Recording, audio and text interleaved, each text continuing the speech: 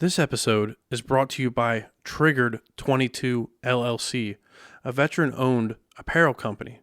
By purchasing a t-shirt, hat, or hoodie from Triggered 22, you're not only supporting a small business, but you're bringing awareness to veteran PTSD and suicide.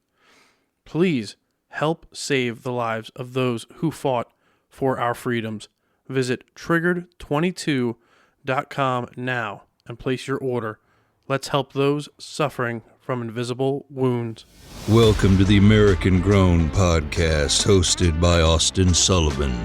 The American Grown Podcast will focus on people from different walks of life and their journey to where they are now. Now, turn up your volume and settle in for a great episode. Hi, I'm Austin Sullivan. This is the American Grown Podcast, recorded inside the Colortech Creative Solutions studios. Today, we have Jami Cintron, a medical assistant and author of The Dark Mother, Dark and Twisted Tales of a Woman Scorned. Jami, welcome to episode 45 of the American Grown Podcast. Thank you for having me. I know we've been working on this for almost a year now. I know, I'm really excited. Awesome. I can't wait to learn more about your book. And that's the main topic we want to cover today is your first ever self-published book, right? I believe it's your first ever. It is not my first ever, but it's the first one that I'm like really focusing on, like to try to like build. And it's your most recent one, I believe. Yes. Because this was released last October, 2022, titled The Dark Mother, Dark and Twisted Tales of a Woman Scorned. So before we jump into the book and get all the juicy details on that, let's start about your early childhood, your life. Start from the beginning. Tell us a little bit about yourself. So officially, my name is Jami Lynn. Everybody calls me Jami. I was born in Brooklyn, New York, and we moved here when I was about 9 years old, and I grew up here in Lebanon. For a long time we were going back and forth to visit my grandfather because he still lives over there. Okay. So we still make trips to see him and stuff. Did you like the big city feel? I personally do not. I kind of like that. The one thing I like about Lebanon is kind of like that it's kind of like a middle. Can still like drive if you want to get that city feeling to like Harrisburg or Philly or whatever, but you're not like stuck in it. Right. It's easy to get to some bigger cities, but it's kind of homey kind of feeling, you know? Yeah. You're not always in the hustle and bustle. So you're born up in Brooklyn, New York, moved to the area when you were 9. What was that transition like for you? I remember, and it's kind of like an awkward memory, but I remember when we were like driving in, the first thing I thought was, because they had a lot of Commodore and stuff here. Yeah. I thought was like, what is that smell? It's like, that's fresh air. Yeah. For the listeners that aren't familiar with like Lebanon County and down into Lancaster, it's a lot of horse and buggies. You have the Amish. You have a lot of cows and horses and farmland. So it's a lot of sweet, fresh air that up in New York, it probably big smell difference. Yes, big difference. Very different. Yeah. Even now, like when we go to visit my grandfather, that atmosphere is like heavier. But I think it's just because everybody's so like clustered in and energies are kind of clashed, and it's still very different when I come home. I believe it. Coming to Lebanon, mom, dad, you have siblings. Like who all came? So almost everybody on my mother's side lives here. So I have lots of siblings here. My mom, my biological dad lives in Puerto Rico still, but my stepfather, he also lives here with my mom. Did you go to Lebanon High School? Yes, I did. Okay, awesome. I actually, I grew up on Walnut Street, just right up the road here. Okay. So I'm local. I'll be 32 in October, and born and raised in Lebanon. So, what was that like then, going from a Brooklyn, New York school, which probably, I don't know, hundreds of kids to Lebanon here? It was very different. I know when I first came, I think I started in 3rd grade, and I didn't even know how to read.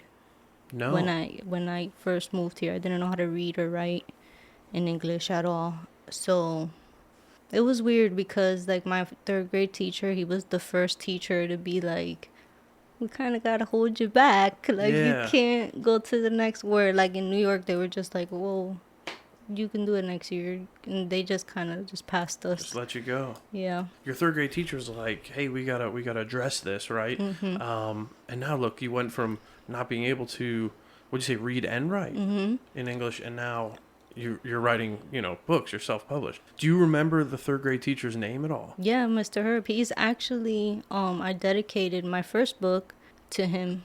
And he's one of the many people that, like, when people ask me, like, why I started writing and stuff, he's one of the first mentors that I've really had in Yeah. life. And what would you say, like, you really learned from him that you still carry with you? It would have to be that even though there are things that are hard to do and transitions that are hard, it's very beneficial to make it, like, push through it and still just carry that. And I really do carry that with me still. And what was the title of that first book? It's Azila of the Mountain. Okay. It's like a young adult book. It's for, like, teenagers and Okay. younger tweens. Is that on Amazon? Like, where can people find that one? Okay. Yeah. That one's under, like, because I had a pen name for that one, so that one's under the PJ Jami. Third grade, you have to read and write, and you're learning all that. So then how did the rest of high school go then? Or I shouldn't say high school, but middle school into high school? It actually went, middle school was awesome. My 5th grade year, I had won a writing contest. That's when I officially started writing. Okay. Was when I was in 5th grade. My teacher, Miss Leahy, we had to do the PSSA things. So, like, she used to make us do, like, these practice writing prompts all the time. And the one she made us do, I still remember the prompt. It was like, what is the first things that we see when we come home after school? And I wrote this whole thing about how my mom is in the kitchen and she's cooking rice and there's like 50 million kids running around.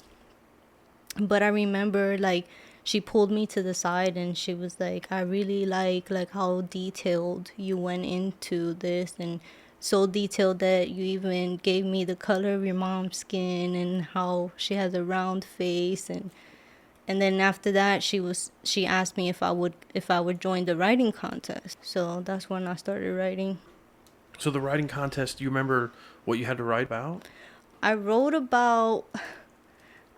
a short story on how the cheetah got its spots, and it actually won 2nd place. And whoever the contest was with at the time, they basically, like, buy your rights after. Yeah. And they went on to, like, publish a book using wow. kind of like the same concept type thing. I feel like I've heard of that. Like, I feel like that. It's called, like, How the Leopard Got His Spots Now. It's called something like that. Okay, so 5th grade, you really discovered writing. You found your love for writing. How did that carry over then into the rest of high school? High school for me was not easy. I was just very, like, rebellious in high school. Yeah? How so? Well, my sister, I grew up in an extended family, so I don't know if you know anything about what an extended family is, but that's kind of like where we spend long periods of time living with, like, my grandmother, my uncles, cousins, all those things. So a lot of my cousins, I look at them like they're more siblings than they are cousins. So, like, my older sister, she was a big part of, like, keeping me in check. So she ended up joining the Marines when I went into, like, 9th grade. And I kind of, some of my older brothers, they kind of got into some trouble. So they were, like, out of the picture. And I went from being, like, one of the younger middle type siblings to the oldest. And I don't think I liked it very much. Okay. Yeah, and that's what those older siblings do. Like, I'm on my mom's side, I'm the oldest. I have 2 younger sisters, and on my dad's side, I have a younger brother. I mean, and they're all in their 20s now. But I could see how your older sister, being an older sibling, you kind of keep watch on it, all the younger siblings and younger family members. So I could see how she goes off to the Marines, and then it's kind of like put on your shoulders. And you're like, I don't know if I really want to do this. Yeah, I was not. I was like, I'm not doing nothing. Yeah. Yeah, so high school's good. Learn to write English. You're winning contests for your writing, which is phenomenal. What was the plan for after high school? Honestly, because our family was so big, my mom, she was an epileptic, so she was like always sick as well. Honestly, I didn't have a plan. I didn't think that I could afford to go to school, to like go to college or anything like that. And even if I would have been able to know what I wanted to go to college for, I still didn't know how I would even go about it. So I didn't really have a plan. I just kind of just stumbled through for a while until I had my daughter, which I was like 22 when I had her. So that's when I was like, you know what? I'm going to have a girl. Maybe it's time for me to like get it together. Like Yeah, be a good example. like a switch went off, Yeah. kind of, and you're like, okay, I gotta step up. Or I think that's for a lot of people, right? When they have their first child. My wife and I just had our first. Now she's going to be a year old. This episode will come out later, but on September, and it definitely like your whole world changes. I had my son first. He's my oldest, but even when I had him, it was like I was working 2 jobs, but I was still not in that mindset. Like I gotta do better, like I was just like, okay, I'm doing it, I'm making it. It is what it is. But it was really when I had my daughter that it kind of like clicked for me, because I stopped and I was like, there's gonna come a point in life where she's gonna look at me like this is the first example of a female that I have. So that's when I was like, yeah, I gotta get it together. Yeah. So what were those next steps like? So I initially got kicked out of high school, so I didn't even have my high school diploma at that time. So my first steps was it was like day and night like that. 2 weeks later, I got my GED. A year later, I went into medical assistant school, and I was just from there. I was just like, we're gonna keep progressing and pushing through. And just grinding and hustling to better yourself. That's phenomenal. Yeah. All right, so you go to medical school. What was that like? That was awesome, honestly. It was really a game changer for me in life, because my grandmother used to always tell me, oh, you should go to nursing. But I was a bit of a tomboy as a kid. So I was like, I'm not doing that. That's girly. That's for girls. So then when I did go, I was like, man, I really like this. Like, they have like a lot more options. It's not just like giving back rubs and sponge baths. Yeah, and things. I'm like, this is cool. I could do this. So then I kind of like fell in love with the idea. And then when I initially started working at the hospital, it kind of just solidified it for me. And what hospital? I worked at, well, I think it's WellSpan now, but it was Good Sam at the time. Yeah, so you started out there, okay, and you're a medical assistant. So what do you do? What's your day-to-day like? And you must be good with like blood, because you have to draw blood and things like that. Yeah, right now I work for Hershey, actually. Okay. I work at Hershey, and I'm a float medical assistant, so I go to all the clinics, which is amazing because I get to see all the different specialties and different things. But we do a lot of things, like we do have to draw blood.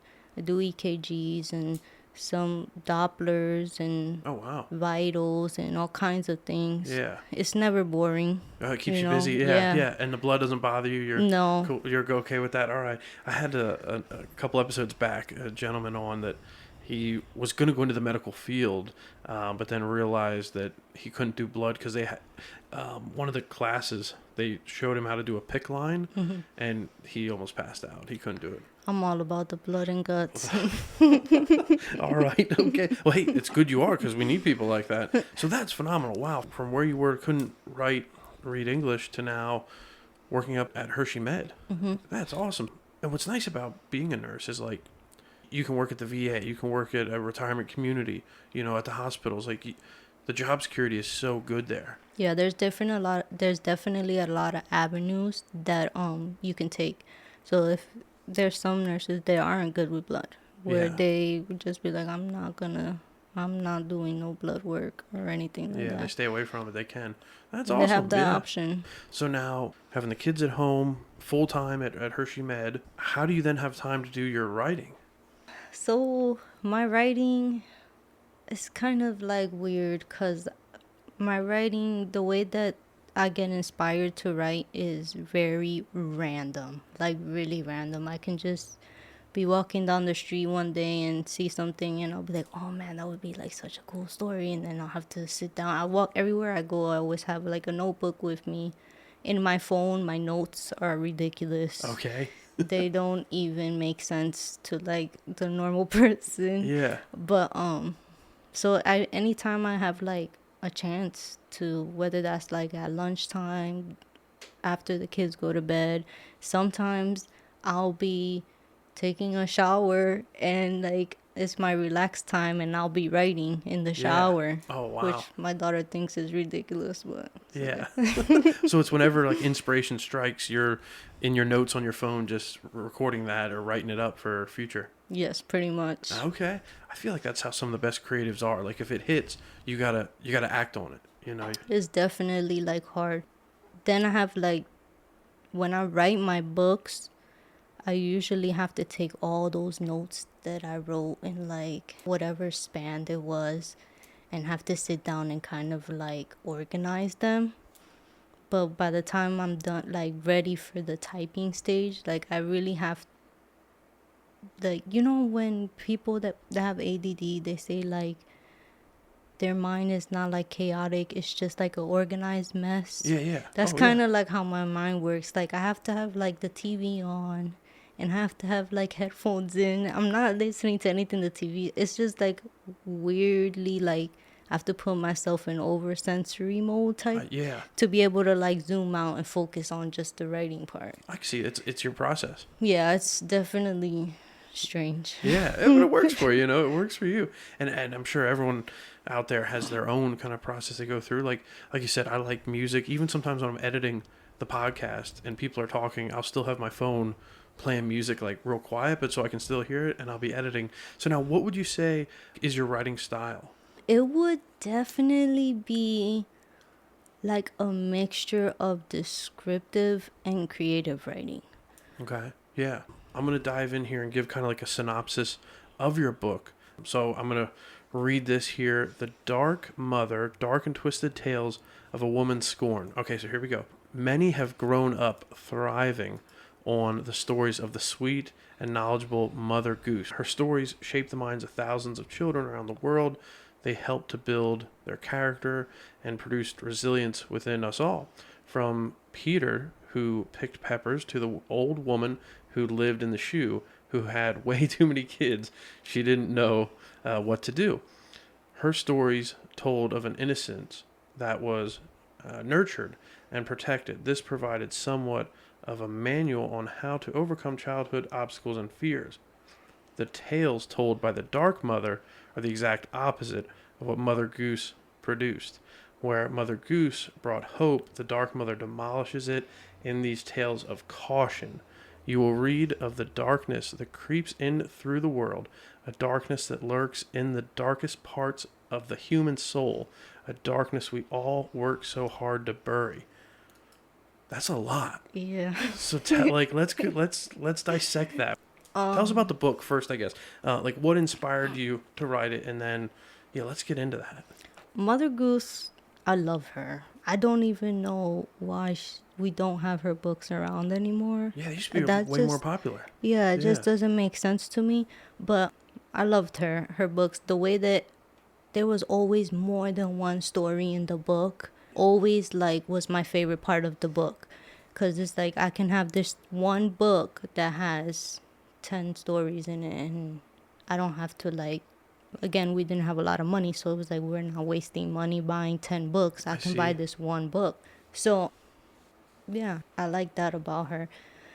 But I don't know, the reason why I started writing The Dark Mother was because one of my brothers had passed in 2017, and I kind of just like went into like a dark place, and I was trying to find a way to help make sense of some things that had happened in my life and things that I felt would have happened in my life if I would have went a different way about things. then I got the idea like, oh, well, what if I just write one book with a bunch of stories? That turned into, well, what if I do like a 3-part series? Okay. You know, Yeah. where it's like 3 books and they all tie into like different lessons that life is trying to teach me or teach other people, not just me. But so, yeah. You make a great point. What's so nice about that book is there's multiple short stories, in the one book. That's how your book is? Yes. Okay. This one has 5 short stories in it. They all play on things that women go through in life. So one of them is like postpartum. Another one is with mental health. There's one that has to do with like the aftermath of what happens, like with like rape or murder, stuff like that. And what would happen if instead of women just taking it, taking the bad and being like, well, we got to push through. You have to be the delicate flower. Yeah. Like, what would happen if we fed into that negativity that everybody thinks about? Because I honestly believe that every human has the good and bad thing that they go through their whole life. Like, there's times where I've been in the grocery store as a kid and I'm like, man, I really want that chocolate bar, but we're Yeah. broke. Do I want to take the chocolate bar, So, like, I feel like everybody goes through things like that. So, The Dark Mother, this one focuses on what happens if we feed into it instead of talk ourselves out of it. So it's kind of like the angel or the devil on your shoulder, the light and dark in people that, it's that internal kind of battle. But it's not a children's book. No, No. definitely not a children's book. And each story has a disclaimer because there is a lot of like I said, there's the murder in some of them and like rape and postpartum, things Right. like that. So I try to put a disclaimer before the story. Okay. So that I'm not triggering anybody. If that's is something nice, you yeah. don't want to read, you don't have to read You that can skip one. it. Yeah. And they're definitely very heavy hitting topics Yes. and they serious are. topics. Yeah. So how was that like writing that for you? Like what emotion did you go through in writing it? There was a couple of the stories that I wrote that I cried the whole time I wrote them. One of the stories in there is the Sin Eater. That one was hard for me just because, like, as a kid, I went through sexual abuse and it was something that kind of like hit home for me. But at the time, I was kind of like on this spiritual journey because my brother had just passed and I was trying to like figure out where I'm going to move in my life this time. So I was like, I'm just going to push through it. This is like my way of like pushing through it, So it's your book it's like an outlet. Yes, Yeah. definitely. Yeah. Gotcha. And it helps you. So you're not only helping others, women, and men can read it too. I mean, these are all very serious topics and learn from it, but it's also an outlet then for you to release stress and any kind of negative energy. Yes, definitely. Can you walk us through what the process was like to create this book? Like, how do you go about, I mean, so you write the ideas in your notes on your phone and then you type it up on a computer, but like, how do you become a self-published author? Like, what's the process? I write the ideas, then I do this crazy web, and then I sit down and I type it up. But my book was published through the Amazon. Okay. So they helped me like with all the step-by-step ways to do it and how to pick the cover that I wanted to do and just how to upload. It's pretty like, it's not very hard, that part. Okay. That part is not hard. I think the hardest part is trying to pick which ideas you want to like web out and expand on and kind of fixate into. Gotcha. So it's more the creative, the writing part is the harder part, and then Amazon helps simplify like the actual creating of the hard copy book. Right. Okay. The cover of the book. How did you pick that? Because I remember seeing it, and the first thing I thought, I think the hands are folded. It's a woman with like the hood up, and I just pictured like Virgin Mary or like a nun or just a woman in mourning, something like that. So ideally, I wanted the book at the end, well, not ideally, but at the end of my conclusion of making the book, I decided that I wanted to make it a series. But I want the series to be kind of like a play off of the Fates. In like Greek mythology, the Fates are like these three sisters. One controls like what could happen, and the other one controls what will happen, and then one controls what's happening right now type thing. And I kind of wanted to take that and play off of that. But every time I think of those three sisters, I always think of them like these evil, like, henchmen nun. Yeah, Like, yeah, that's how they look, right? like with like black hoods and stuff. Yeah. But green is one of my favorite colors, and I feel like it makes me feel inspired. It gives me hope. So I really liked it that her hood was green, because I was like, okay, so it can give her that ominous feeling while also still inspiring hope. When you mentioned the Fates, right? I think of the Disney movie Hercules. Yes. Yeah, and they're older, witchy looking, skin's all wrinkly and everything, and they're missing eyeballs. But that's kind of what I think of. And then I like that your favorite color is green, so you tie that into the cover to give people hope, because again, they are such deep and traumatic topics. So where can people purchase your book, or where can they read it? I'm working on building a website for where people can get it directly from me, because I've had a lot of people that have asked me to do it like that instead of getting it on Amazon. But for right now, you can get it on Amazon. Okay, perfect. And they have hard copy, and I think I saw you can get it on Kindle as well. Okay. When I was doing some research on Amazon, there was a section there, of course, about the author, and I want to read this quote because I think it really resonates with the world nowadays, and I want to get your take on it. And again, you might have written this a while back, but here it is. Just a small town girl trying to help people learn their worth and give those who are in distress tools to help build them back up to the person they were intended to be. And then this is the line right here. Because in all the madness, we tend to forget that even when God breaks us, he will never leave us broken. That really hits hard. And what does that quote mean to you? That quote for me is a lot. So also while I was going through losing my brother and stuff, I was also in the process of going through a divorce, and it wasn't very good. It was very toxic, and I had lost myself in that marriage. Yeah. I forgot who I wanted to be, and I forgot that there was possibilities for other versions of me. Like, I didn't have to only be the person that I was at that time. So it took a lot for me, and I did feel very broken at that time, because for me it was like I just lost my brother, and now I'm also going through my divorce, and what's gonna happen with my kids, and it was just a lot of pulling me in different directions. So I really felt broken. I really felt like I didn't know really what God was trying to do with me at that time. But then, like, as I continued to write the book, and it's a very gory book.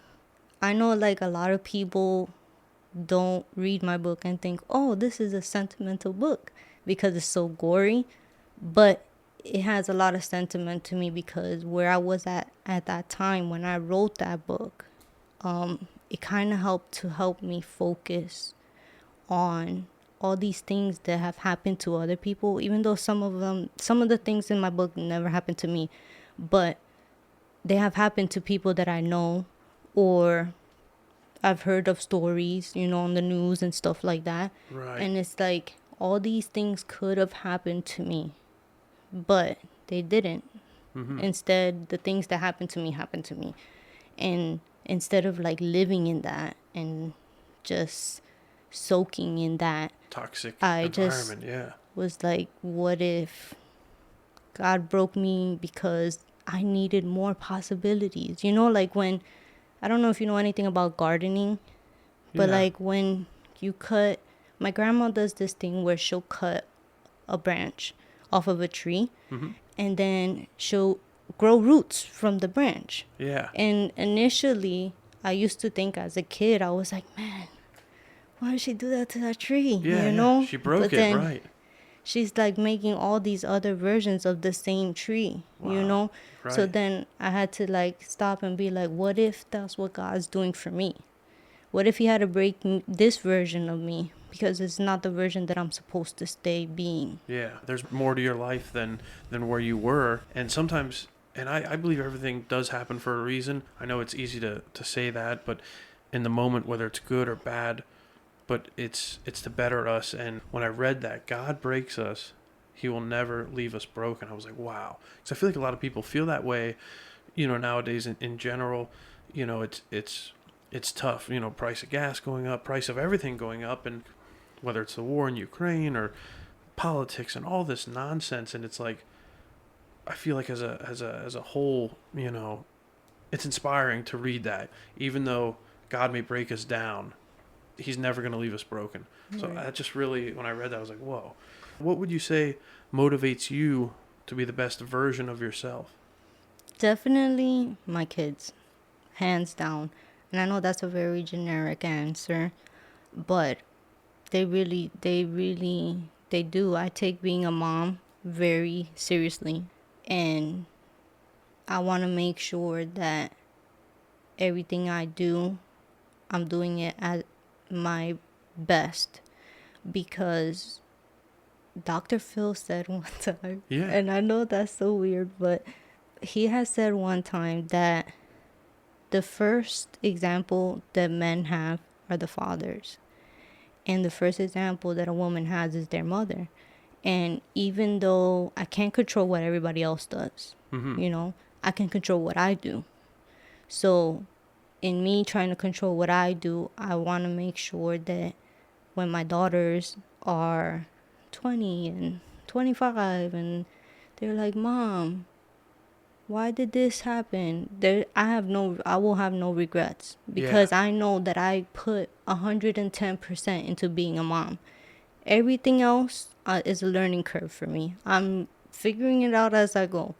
But as a mom, I know that I'm putting in the work, and I know that I'm trying my very best to be the very best, so that they can be 50 and have their kids and be like, well, this is how my mom did it, so this is how we're gonna do it. Right. Kids, they love you unconditionally, right? And it's your job as a parent to protect them, to mold them, like exactly what you're saying, to give them, the best life, the best future that we can, as parents. And no matter what, they're with you through thick or thin. I feel like family in general, but definitely your kids. Yeah, they never told me, like when I first was pregnant with my son, a lot of people were like, oh, it's going to be so hard. You're so young. But they never told me how hard, like in what way it was going to be hard. It took me a little bit to realize that the people that my kids are going to become are because of me. Wow. So like I'm planting that seed. Yeah. So like tomorrow's tree is because I planted that seed in them. So I try to like make sure that I plant good seeds in them and not things that are going to further disturb the world. That's very well put. I agree with you 100%. So would you say then your passion, is it your children? Is your passion your writing? Could it be both? I think so. I think it could. Yeah, you could be passionate about many things, I feel like. Yeah. I love writing because I feel like writing gives me a voice. I love my children because my children give me an opportunity, where, I love being Puerto Rican because I feel like there's more need in the Spanish community, and that's something also that I'm like pushing towards, so that I could better help my community. But it's just so many things like that just revolve around just those three things: family, God, and me. So one of the questions I have is the items you brought with you, but I don't know if you had time to bring anything. I just do you have something? Yeah. I only brought my book. Oh, sure, and put it out here. And my journal. Okay, put them both out. Oh, So this is my book in Spanish because I wrote it in Spanish. Oh, they even have like a soft touch on the cover. Oh, Yeah, I like how it matted. feels. Yeah, they're matte. Yeah, like a soft touch matte. It almost feels like some of those iPhone cases they came out with. It has that touch to it. Whoa, so yeah, here it is. Oh, there you are. On the back is a picture of you. It's got the synopsis there and everything. And it's nice because what I like about it is, I think it's maybe 80 or 90 pages. I forget the page count, but it's not like, sometimes you're reading like Harry Potter novels and you forget like what you've read the couple days before. Oh, and here, yep. So like, here's the beauty of the sin. Warning: story may contain violence, rape, and vulgar content. So that's nice that you put in those warnings just to let people know, what they're getting into. And I like this picture a lot too, on the Spanish version. And we'll take pictures. Pictures will be up on Facebook and Instagram, American Grown Podcast. But yeah, so tell us about the books and your journal. Like, what do they mean to you? So my journal is everything. I've been journaling since I learned how to write in English, honestly. It doesn't make any sense. Like, if you can see, there's just random... You got sticky notes in there? Okay, yeah. It's just random Your handwriting's thoughts. nice, though. My handwriting's bad, yeah. It's just random thoughts and stuff, but I feel like it helps keep me grounded. So the journal, I mean, obviously very important. And then your books here, the English version and the Spanish version, what do they mean to you now that, they've been out for almost a year? These actually mean a lot more, to be honest. I just started the process because my name, now that my divorce is finalized and everything, my name has changed over. So that is one thing, because now I started the process of like amending it so that I can have my name put in there. Yeah. But I love this because it's like a visual representation of what I left behind. This is who I was, but now my next book that's supposed to come out in February is who I am now. So it's a lot of like, it's weird because when I first did this book, I was like, I'm going to do the fates. And it's like, this one is based on what could happen, so like now I'm working on the one that's going to come out and it's who I am now. So it's like who I'm supposed to be type thing, what my future is going to be like. It's like, it's very emotional for me. Having the Spanish version is probably like my favorite part of the whole thing, because our people just went through a lot of things with Maria and everything that happened, and it's just like my way of giving back a little bit. And it's not something that it's big in the island, because you don't hear a lot of people talking about libraries and stuff like that there, but I like to know that I have like the little pebbles going into that direction, you know? Yeah. Or a saying, you mentioned like little pebbles, little stones, dropped into a large body of water. That little stone can have a big ripple effect. Exactly. You know what I mean? And you don't know who, your books are touching or affecting, or making change in their life. If you're making change in a handful of people's lives, I mean, that's pretty big. Ideally. Yeah. Mm-hmm. Yeah. So now, do you have a title for your book coming out in February? Like, did you want to mention it, or can we not talk about it? I have like 3, so I'm still in the works. I haven't decided, but can I just pull it up? Yeah, sure. She's going to pull it up in your notes. Yeah. I'm just curious, kind of get like a sneak peek here. Good amount of people will hear it. 2 that I have is The Dark Mother, Buried Tales of the Past, or the other one that I kind of like I'm leaning more towards is The Dark Mother, The Sisters Untold Stories. Because it's going to be, that one I'm kind of leaning towards, or maybe like playing around with it a little bit, because I like the fact that it says there's a sister. So yeah, I like that one. How can our listeners connect with you and follow along on your journey? I do a lot of social media. So definitely Facebook, it's Jamilet's author page, and then my IG and my TikTok. I do some readings when I do like my book signings and stuff. Okay. I try to record a reading, me reading a clip or something like that, and then I put that on TikTok so you can get like a little like sneak at what the one chapter, one story of that day that I used. That's really cool. That's a great idea. But for my IG and my TikTok, it's Jami the writer. Which is Jami and then writer. The writer. The writer with the THE. Yes. Okay, the writer. Okay, gotcha. Cool, perfect. And I will, in the show notes that is attached to the episode, I'll put a link to. Normally I do like the Facebook, so I'll put a link to your Facebook, and then everybody can click that and check it out. And I'll also put a link to Amazon, so if they'd like, they can go and purchase directly. They can purchase the book there. I think it was like, what, $19.99 or something? So it's fairly priced. Yes. Yeah, it's very reasonable. So before we close out, is there anything else you would like to share with the listeners? I guess my book signing, because my book signing is in October. Oh, perfect. Yeah. On the 28th. But it's here in the library. And my book is actually in the library. Oh, no, you got to tell us. I didn't know that. Okay, they took it. So right here, Lebanon County's local library, right here, downtown Lebanon, right behind Lebanon Hack Building, right across from like Fulton Bank. YMCA's right there. So your book is there. English and Spanish versions are both there? Yep. Oh, that's so cool. And you have a signing coming up, what'd you say, October? 28th. 28th. Okay, what time? 3 and 5.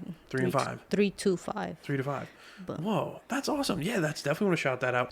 Yeah, I'm really excited. I was really excited that they decided like to put it into their collection because I grew up here. So I'm like, I get to like visually see how my little bits are affecting my community, that is so which cool. I love that. That's awesome. And I love when local business, local nonprofits, or just locals in general, like support each other. That's really cool. Jami Cintron, medical assistant and author on the American Grown podcast in the Colortech Creative Solutions studios. Thank you for joining me. You're very welcome. Thank you for having me. To see photos of today's guests and more content, just search American Grown Podcast on Facebook and Instagram. If you enjoyed this episode, please subscribe and leave a review. If you'd like to be a featured guest on the podcast, please direct message or email Austin at americangrownpod@gmail.com.